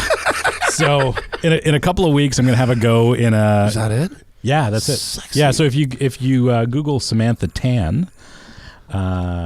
And M4 GT4, that's the car I drove. Samantha is actually an old student of mine, and her and her father are friends. And I drove the 38 car. There you go. 36 car? 38 car. Oh boy! Oh, they look the there same. It is. There we go. Oh, There's that's Samantha. a kick-ass livery. Like, is that the confetti? Yeah, sort of livery. Yeah, I'm sitting across the tables. It's a little hard to see. That's cool. Samantha seems like a lovely young woman. She's fantastic. She is. Can she drive? She can drive. She is one of the smartest people I have ever met. Period. Really? She's brilliant. What's her deal? What's her story? She's a smart cookie. That's it. Yeah, and she's pretty quick. Where are they from? Toronto. So I might be biased. Huh. And you coach Samantha? I have in the past, but Samantha is awesome. Yeah. Zoom in on that and picture. They've got 2 cars. So Aurora Strauss and John Miller drive the other car. Cool. Is this? Do they own the dealer? No. Is that? Oh no. No, not at all. Oh, just happens to be on the car. Yeah, and obviously Samantha's father's a huge car enthusiast and loves BMW. Yeah. Samantha's daily is a 1M. It's a lovely car. Yeah. Dude, you could have bought one of them in 2011 and driven it for free. still to this day. Today. Yeah. They go for $55,000 on Bring a Trailer Yeah, all exactly. day. Yeah, I know. I should have done that. Another one that I missed. I put 2,200 miles in a week on the 1M press car. That was the last guy. The car had like 9,500 miles on it when I got it. Like everybody had it. In fact, I think my video, I think I called it the last drive because I knew. Right. And they said they were taking it back afterwards. I was like, well, here we go. And I did a full lap of California in it. Beautiful. It was fucking great car. I love that car. Have you done M2? Yeah. Not a fan of the M2. Why not? It's maybe I've matured, but it's too boy racer for me. It's too hard. It looks like it's too stiff. Yeah, right? and it doesn't need to be. I hate to be the James May guy, but it doesn't need to be. No, I agree with you. Yeah. All cars are too stiff now. Yeah. We had Ben Collins, the Stig, in this chair, and he basically said that the quest for big rims has been the downfall of ride quality, and that every adaptive shock and creative suspension that anyone has come up with is a patch to make big rims work. Yep. That was his opinion. Yeah, I think I would agree with that. With the Stig, he don't know shit. No. That's right. He doesn't know how to drive. Yeah, he sucks. Yeah. No, Ben was great. Yeah. He was super fun. Great guy. But the big rims and everything's too stiff. But Dynan has an M2. Yes. And they put nice, good quality shocks on it. Yeah. That's the way to do it. Yeah. It also has an extra 100 horsepower. That helps. But that helps. It rode better than the and they probably have a one. lightweight wheel and tire package. Yeah, they do. They work with Forge lines. I believe they were the right wheel and tire. Yes. Yeah. So that Dynan tends to soften BMWs and make them much better in the process. That's the way it should be. Yeah. So a friend of mine just got his new daily, which is an M2, and I asked him if he's got a subscription now to Clearasil. Like it's a boy racer. It's not that. I brought a Focus RS in nitrous blue. You're not going to tell me that a $50,000 BMW is immature. Have you seen I have the most immature cars ever. Yeah, you do. Yeah. I'm building a purple off-road 911 with the interior of an LA City bus. So I haven't seen what you're doing for the interior, but are you It's LA City bus fabric. Really? Yeah. It's actual LA City bus fabric. What color is that? Go to Tim. Can you get to here, Tim? Will find it. We'll pull it up. It's like confetti, fucking blue bus fabric. When you see it, you'll immediately identify it. So are you keeping the purple paint? Yes, we are. As it turns out. Okay. And I people give me shit. Like, I'm not a politician, dude. I'm allowed to change my mind. You can do whatever you want. The pictures of the car when I bought it sight unseen, and the pictures for the car were shitty, and it looked like fucking grape lipstick. It looked terrible. Yeah. In person, in the right light, and especially if you're a good photographer, it looks spectacular. And that is city bus interior. That's fantastic. That looks like straight out of the 80s. I didn't do a good job describing it for the radio audience. Do you want to do a better job? Describe that for Canada. That's like Ken Haring if he drew straight lines. You mean Keith Haring? Sorry, Keith Haring. Ken Haring. Yeah, sorry. Ken Haring. Yeah, he was arrested on battery charges. Had a little bit of meth on him too. Yeah. No, that's like Keith Haring if he drew straight lines. It's like 80s pop confetti, acid washed. I don't know. It's really it's ugly. It's not a good looking fabric. Yeah. But in the context of what we're doing, and the purple and the in the context of what we are doing, it is going to be just incredible. Oh, for sure. And Lee Keane is so excited about it. He's like, bro, I always have these guys I build these cars for them, and they tell me they want an extreme interior, they want to be crazy, right? And by that, what that means is they want like a red and blue fabric that says Recaro on it, you know what I mean, or Pasha, like that's their idea of crazy. Yeah. And they're like, he's like, I know you. He's like, you will go for it. And I'm like, I want whatever will be really offensive to 90% of people. Perfect. Yeah. No, I think that's great. It's gonna look awesome. It's gonna look awesome. Great. I love it. I think if people are mad and it's gonna be even better. If they're mad, they can build their own. Yeah. Fuck them. Yeah. Whatever. What else we got going on here? We got a few more questions. Here we go. Peter says, from Minnesota, took a road trip with the wife to Los Angeles. Angeles Crest was great, but nobody told me about all the afternoon commuters mobbing their Corollas up That is true. If you go in the canyons on commuting hours, I usually see them in the morning going the other way, but Peter saw them in the afternoon. Bro, it's not just Corollas. It's a lot of guys who can't afford to live in LA will live in Palmdale. That's right. And then drive over the canyons in the morning to get there. Yep. So you see gardeners in box trucks and shit mobbing. Yeah, we learned that lesson once too. Really? Oh yeah. But what do you mean by learn that lesson? We took we were out here for something. Hit by water. No. So we had a 4C when they were new, and we were taking it up Angeles Crest. Well, somebody dropped a ton of roofing nails. Roofing nails. So we took out 2 of the tires in the 4C and 2 of the tires in the pickup truck that we also had a press vehicle. Did you lose control of the car? No, I could tell what was going on. I started to see them and I picked them up instantly, so I couldn't avoid them. But how far into the nail patch did you get before you actually got a what felt like a puncture? Did you get a blowout? Straight away. Okay. Didn't get a blowout, but and we got them like dead center on like the right front and the left rear. Did you pick up like multiple nails per tire? One had 2.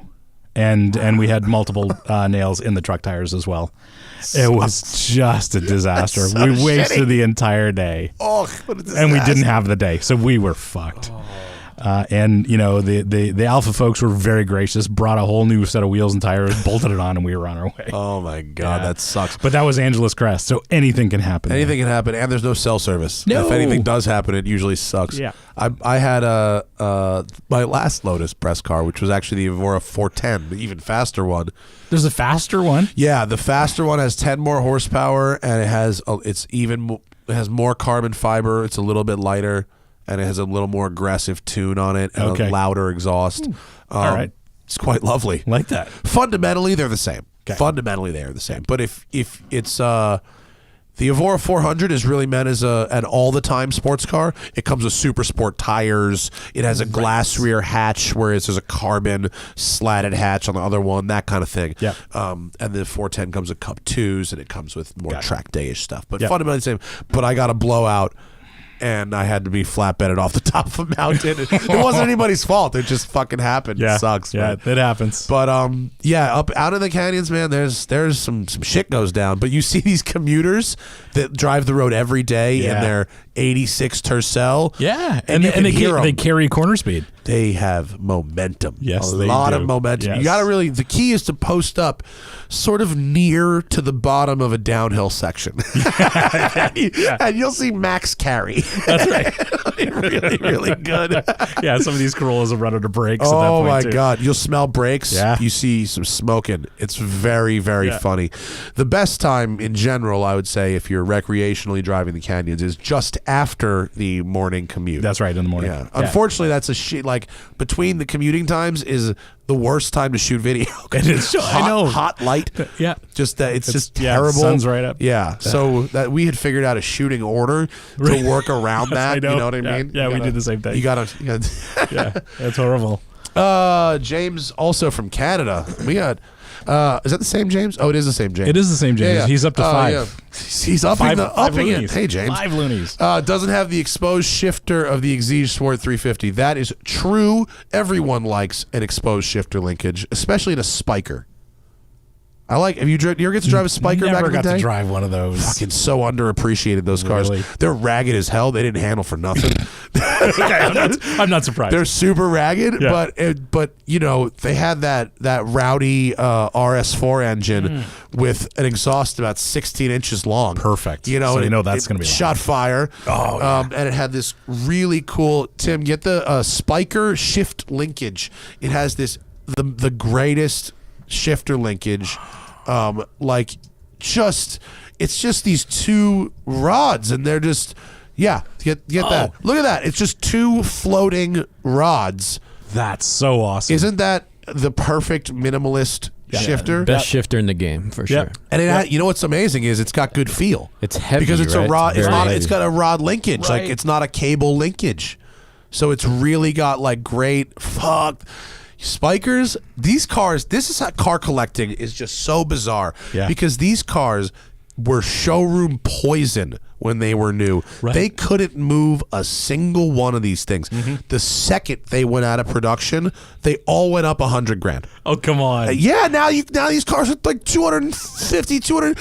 So Spyker tried to sell them in 08, 09 for like $275,000. Okay, not great time. Nobody wanted them. Yeah. Okay, so they all sat and sat and sat and sat. Then they had to put the Lamborghini steering wheel in them. This is the early car with no airbag. They had to put an airbag wheel in it, refederalize it, and then drop the price to $175,000 with a hardtop on it. Right. Because nobody was buying them. There's the one on the second row on the left there, Tim. Yeah, there's the hard. No, that's the one they never made actually. The one down left. One? Yeah. So there's the hardtop, which was actually very pretty and very fun to drive. The coolest thing about the Spyker is the glass, though. The glass, no top. Yeah, you know. But then they were selling them this. at discounted rates, 150, 160. Right. Then the company goes out of business, and now they trade hands for like $275,000 to $300,000. Amazing. Right? Yeah. It's like, and they weren't like. They're actually pretty well engineered. They didn't handle very good. They're pretty ragged, very short wheelbase, mid-engine. But goddamn, were they cool looking, and they sounded nasty. Well, that shifter is just The shifter makes the car. It's the best, right? It's the key was like an early kind of keyless thing. It was like this huge, heavy hockey puck, Right. ridiculous thing. I'm shocked that Koenigsegg gives you a big, heavy like key too. I know it's like kind of gangster, but like think of all the grams he cut out of the car. Yes. only to put them back in the key. To have a big key is so not Swedish. It's not Swedish, No. right? It No. should be like just a piece of glass, just like one piece of glass. Or forget the key, just go straight to an app. Yeah, biometrics. Just like you open your eyes and look at the speedometer. It's like, Yeah, facial recognition. Hello, Christian. It's nice to see you again. That would be pimp. Actually, I don't want that shit on my phone, but I think that the way that Apple does it in a car would be. That'd be so. You sit down in the driver's seat, just like, and then if you fall asleep while driving, the car just turns off. Pulls over to the side of the road, stops. It's all good. Last one on the super chat. Can you make a Smoking Gun ugly Christmas sweater shirt? Yo, I made these ugly Christmas sweater things a couple years ago. I'm glad if you bought one. Thank you so much because you're one of about 7 people. Someone out there This is a successful item on the store. Yeah, it's like one family bought all of them, and we sold like none of them. I appreciate if you want one, but I don't think we'll ever do another ugly sweater. I'm gonna end the show last few minutes with one of our Haggerty segments. Haggerty.com.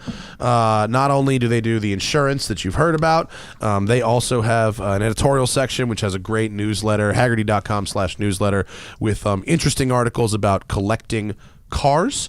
And Tim, the one I'm talking about right now is going to be called 8 amazing rides you can buy from Carroll Shelby's private collection. Oh yeah, I heard about that. This is dope. Yeah. I mean, who doesn't want a bunch of really weird Shelbys that like nobody's ever heard of? That's right. The unloved Shelbys. And in fact, there's a dude out here in LA.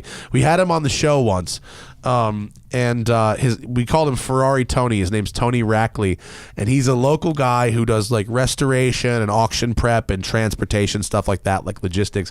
He's somehow tight with Cleo Shelby, Carol's wife. Yeah. And so he's working on like restoring. And here, Tim, do you want to pull it up from this? Here, you can find it. Sorry. They were working on restoring. It was a Shelby, a Shadow. Was it a Shadow? Shadow. The Shelby Shadow? Yeah, It was the Plymouth version of it, like the Shelby Lancer? Was it a Lancer? No, the Lancer was bigger. Whatever. The Shadow was small. And, whatever it was, he was restoring it, and he was like, do you know anyone who might want to buy this? And I'm like, nope. No, not a single He's like, person. It was Carroll Shelby's personal one. I'm like, I'm not sure that helps. No. It would have to be a super Shelby collector. Well, in case there's one out there, 8 amazing rides you can get from Carroll Shelby's private collection. Now, personal cars. This one is actually awesome. 1983, Okay. the Dodge Shelby Ram. Remember like the little red express truck? Yeah, that I was love before those. this. Yeah. And then That was the Ram came along. Wow. I don't even know what to say. It's like it's got a big old chrome bash bar and a bumper on it. And it's lowered. Yeah. I think from the regular stance. Yeah, like this is definitely the precursor to that Shelby Durango thing that we got in the 90s. Yeah. and it's got a big like a light bar on it, a big air horn on the roof. Oh, I like that It's actually. fantastic. Aren't they still doing trucks? Didn't Shelby do They a do Raptor? Raptors, yeah. Right, Now they do Raptors, but they never produced this, right? This is a prototype for something that never existed, right? happened. I have to say, thank God. Yeah, that's not. There are some fun crossovers with Chrysler and Shelby, but I don't think this is one of them. What's next on the list, Tim? Give us down. Wait, is there an estimate on that, by the way? No? 10 to 15 G's. 10 to 15 G? Yeah. Look, that's good memorabilia for 10 to 15. Yeah, that's worth it. It's got a Yeah. 360 V8 with upgraded compression, cams, Holly carbs. Yeah, okay, cool. Now, a 1935 Chrysler Airflow. That's what's up. That's like so Art Deco. I love that. Art Deco is awesome, and like it's like aerodynamics without science. Yeah. It's called guessing aerodynamics. It looks fast. It looks fast. It's very pretty, this thing. Yeah. This is sort of like, this is what you think of when you think of a car from the 40s, right? Except it's from the 30s. It's from the 30s, yeah. And this one has only 59,000 miles on it. Straight 8 engine. 30 to 40 grand? Pretty cool piece. Yeah. Right? Yeah, I don't know the market for those, but I mean, that's something pretty unique. One of these days, honestly, like a bunch of us, like when we get some money, we're going to buy a car that's like this, Yes. right? For like, 30 grand. Yeah. And just to roll in Pebble Beach in. Yeah. Like, you know what I mean? Just buy it, split it with like 4 or 5 folks. Yeah. Be fucking awesome. Perfect. And then we finally will fit in one of these places. We still won't. No, we No. won't. No. Because we'll be wearing flip-flops. That's right. I want to be driving a Duesenberg on 17-mile drive in mesh shorts and flip-flops. Yes, that's not perfect. giving a fuck. Yep. How about this guy, the Dodge Shelby Charger prototype? Remember his FWD era? Yes. This is actually tweaked. They tweaked. They tweaked the 2.2 liter inline 4. That does not mean they added a turbo. It means they tweaked it and they changed the gearing. But it's got a suspension and better brakes and low profile tires. Better for 82. Yeah, 1982. That was not a good year for the automobile. Man, these are some. This one's rough. Like, if you're gonna go Shelby FWD, it has to be a GLHS. Yeah. That's of the course. one. Yeah, that is the one. That's the one. Yeah. The next one gets way better. 68 GT350 with some kind of comically low estimate. $80,000 to $100,000 Not a for chance. a personal collection 350. Nope, not gonna happen. I don't know who. Where are they only auctioning this? Where is the auction in like Russia? Where they're not going to tell anybody? Cuba. I'm the only person telling anyone about this auction. Yeah, clearly. This. Yeah, if you can get this for $100,000, it's got to be 250 grand. This thing, right? Mm-hmm. It's a 302 V8. Well, it's not a big motor. That's the problem. Is it's an old 302, so it's sort of a sucky motor. yeah, but it's Shelby's. It's probably decent. Yeah. The next one I love because it's a Series 1. Shelby Series 1 is a hilarious car. I never really understood this thing. Of course not. It made no sense at all. This was like, there was already a Viper, and he was like, no. Remember when they said, hey, Cleo, remember when they said the Viper was like the new Cobra? Fuck that. I'll show them a new Cobra. All right. That's what this is. That's what this is. Yeah. It's like... Well, actually, this article has one of the funniest sentences ever written. Okay. When Motor Trend tested the Series 1 in 1998, the magazine declared it the most significant car Carroll Shelby had ever turned out.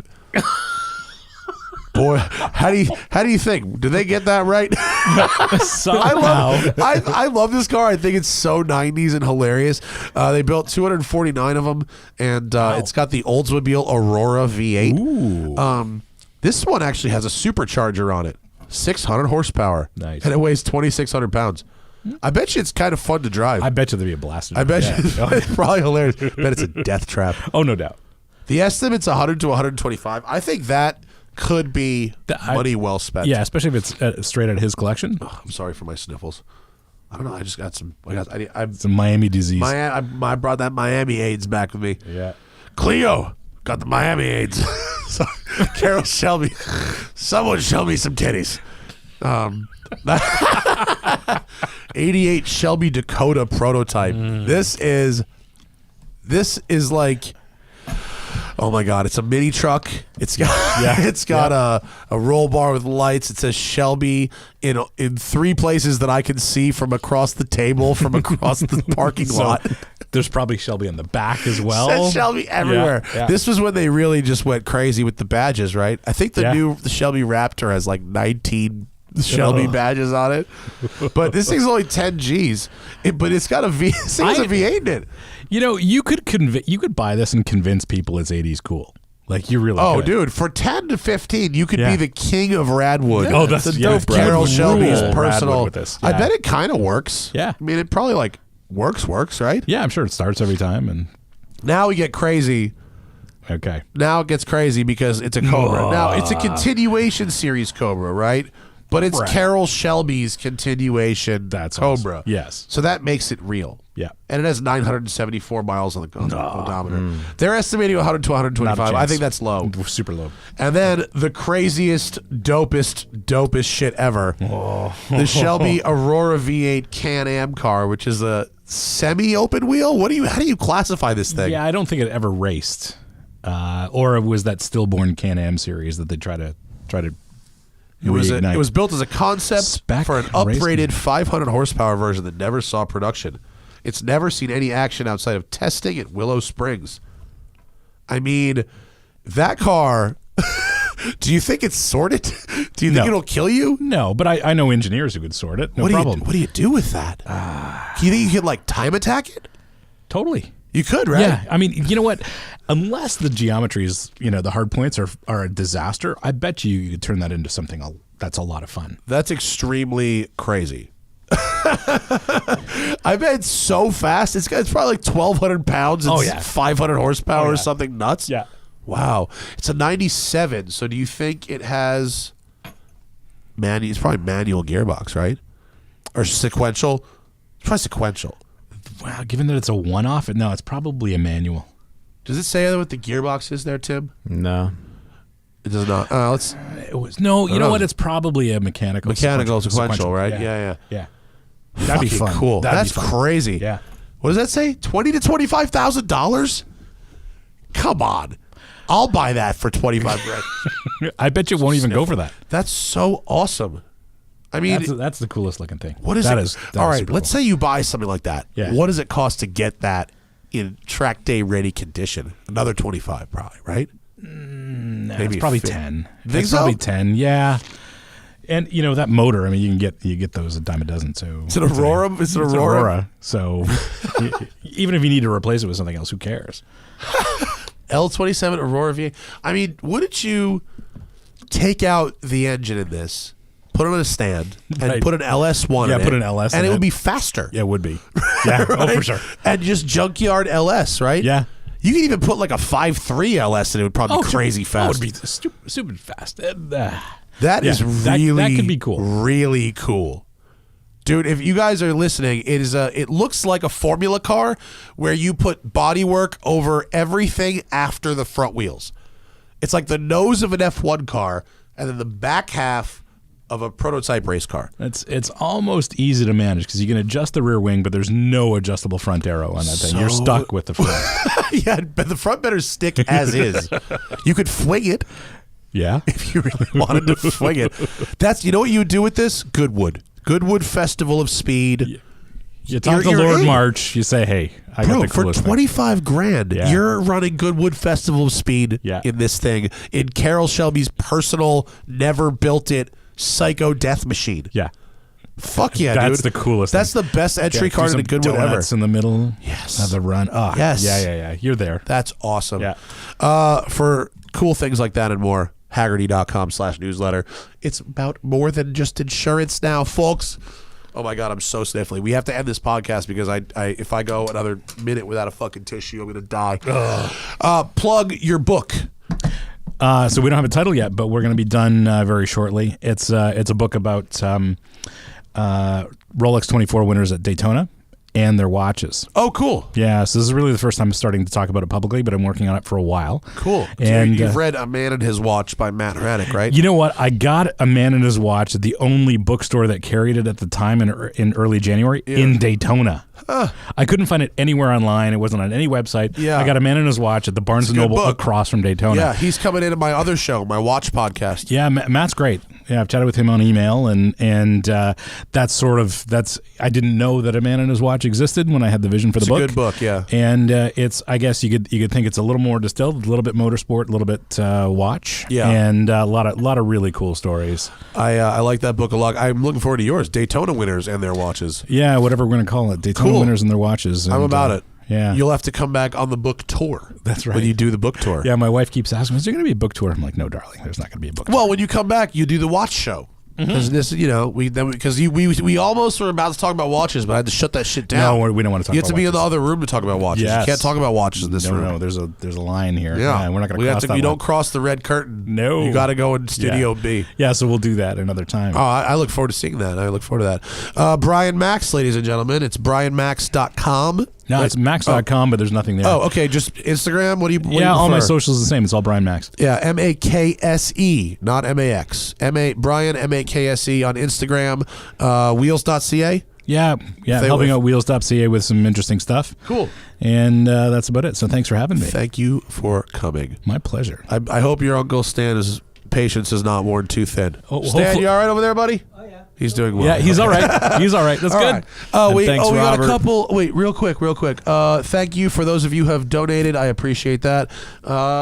Anything else? That's it? That's it. Okay, a lot of people just donated without questions and all that. I really appreciate it. If the super chat thing goes well, like it looks pretty good here.